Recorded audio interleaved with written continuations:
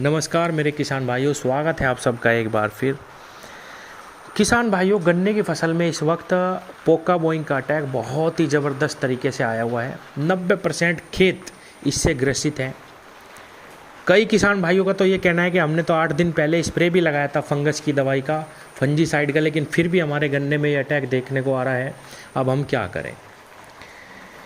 कुछ मेरे किसान साथियों का पूछना है कि फंगस की सबसे अच्छी या पोका बोइंग की सबसे अच्छी दवाई कौन सी है।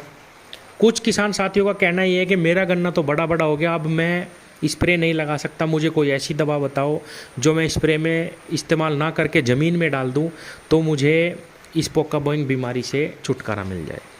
किसान भाइयों, सबसे पहले तो मैं आपको बताऊं, पोका बोइंग के लिए सबसे अच्छी सबसे सस्ती दवाई जो है वो है कॉपर ऑक्सी क्लोराइड। COC इसको कहा जाता है शॉर्ट फॉर्म में। 500 ग्राम मात्रा प्रति एकड़ अगर आप COC का इस्तेमाल करें, कॉपर ऑक्सी क्लोराइड का इस्तेमाल करें स्प्रे में, तो आपको सबसे अच्छे लाभ मिलेंगे, सबसे जल्दी लाभ मिलेंगे। लेकिन दिक्कत यह है कि इस दवा के साथ आप किसी भी और अन्य कीटनाशक या फंगस की दवा का इस्तेमाल ना करें, यह अकेली ही काफ़ी है। और समस्या ये भी है कि अगर आप इसके साथ कोई भी दवा, अन्य दवा मिलाते हैं तो ज़्यादातर दवाओं के साथ इसका घोल फट जाता है, ये अकेली ही लगती है। किसान भाइयों, मैंने कई वीडियो बनाए जिसमें अलग अलग दवाइयों का प्रयोग मैंने बताया, फंगस की दवाओं का। वो इसलिए बताया किसान भाइयों क्योंकि किसान कहते हैं कि मेरे खेत में तो पोका बोइंग भी आ रहा, टॉप बोरर भी आ रहा, तो अब मैं क्या करूं। अब कुछ दवाएं ऐसी हैं जिनके पोके बोइंग पे भी अच्छे रिजल्ट है और जिनके साथ हम दवाओं का कम्बिनेशन भी मिला सकते हैं। इसीलिए मैंने अलग अलग फंगीसाइड बताए हैं जिनके साथ आप कीटनाशक दवाएं भी लगा सकते हैं। लेकिन अगर आप चाहें तो केवल और केवल COC का प्रयोग करके भी पोका बोइंग को पूर्ण रूप से अपने खेत से हटा सकते हैं। सबसे आसान तरीका है, सबसे सही दवाई अगर पोका बोइंग के लिए है तो कॉपर ऑक्सी क्लोराइड ही है किसान भाइयों। एक चीज़ और मैं बताऊं, अगर लगते ही मौसम थोड़ा सा खुल जाता है तो आपको एक स्प्रे में ही लाभ मिल जाएगा, नहीं तो आपको 2 स्प्रे भी लगानी पड़ सकती है। किसान साथियों, ये मौसम इस प्रकार का है कि मान लीजिए आपने दवा करी और 4 पत्ते भी रह गए दवा लगे बिना, उन पे अगर फंगस का अटैक है तो फंगस अपने आप को फिर से मल्टीप्लाई करेगी बहुत तेज़ी से, फिर भी आपके खेत में रोग फैल सकता है।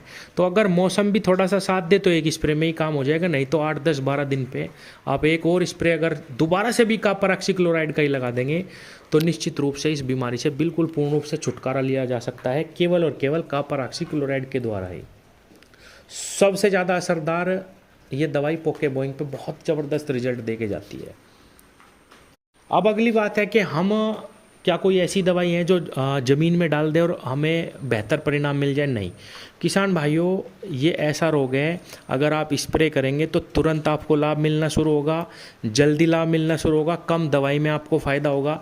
लेकिन अगर आप ये समझते हैं कि भाई मैं नीचे कॉपर ऑक्सी क्लोराइड डाल दूं या कोई सिस्टमिक दवाई डाल दूं और मुझे लाभ मिल जाए, बहुत ही कम लाभ आपको नीचे डालने पे मिलेंगे। या मैं यूँ कहूँ कि ऐसे मौसम में आप नीचे फंगस की दवा अगर आप डाल लेंगे तो उससे आपकी खेत में जो पोका बोइंग की बीमारी लगी हुई है उस पर आपको बिल्कुल भी लाभ नहीं मिलेगा। आपको स्प्रे ही लगानी पड़ेगी, चाहे आपका गन्ना कितना भी बड़ा क्यों ना हो। आपको थोड़ी सी मेहनत करवानी पड़ेगी, स्प्रे से ही ये बीमारी जा सकती है, अकेली दवाई ही ये काम कर देगी। अब कुछ किसान भाई कहते हैं कि आपने उसमें तो कार्बेंडाजिम मैनकोजेब बताया था, थाइफोनेट मिथाइल बताया था, हारू टैबुकोनाजोल बताया था, और भी कई सारे फंजीसाइड हैं जो कम्बिनेशन आते हैं वो बताए थे। वो इसलिए बताए थे किसान भाइयों कि ज़्यादातर किसान साथी चाहते हैं कि एक स्प्रे में कई कई काम हो जाए। जैसे मैं इसमें कीटनाशक का भी स्प्रे कर दूं, फंगस भी मेरी खेत में लग जाए दवाई, और कीटनाशक दवा का भी स्प्रे में एक साथ ही कर लूं। ज़्यादातर किसान भाई कहते हैं इसमें 19-19 भी लगा लूं, कुछ कहते हैं इसमें प्लांट ग्रोथ प्रमोटर भी लगा लूं। तो इसलिए थोड़ा सा दवाएं अलग अलग बतानी पड़ती हैं कि भाई कार्बेंडाजिम मैनकोजेब जो हमारा साफ के नाम से आता है उसके साथ आप कीटनाशक दवा का भी स्प्रे लगा सकते हैं, थाइफोनेट मिथाइल के साथ भी लगा सकते हैं।